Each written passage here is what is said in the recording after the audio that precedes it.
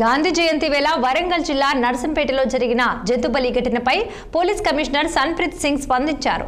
బందోబస్తు విధులు నిర్వహిస్తున్న సర్కిల్ ఇన్స్పెక్టర్ సమక్షంలోనే మూగజీవిని నరికిన ఘటనను ఆయన సీరియస్ గా తీసుకున్నారు.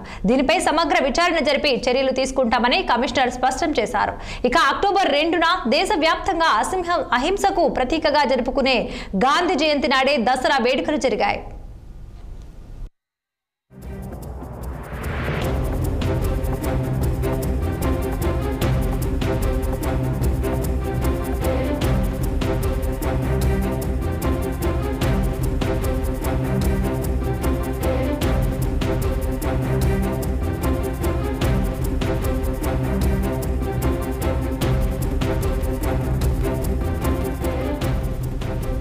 విజయదశమి వేడుకల్లో వివాదాస్పద దృశ్యం ఆవిష్కృతమైంది.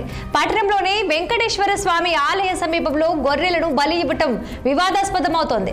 దీనిపై స్థానిక హక్కుల కార్యకర్తలు, జంతు సంక్షేమ సంఘాలు ఆగ్రహం వ్యక్తం చేస్తున్నాయి.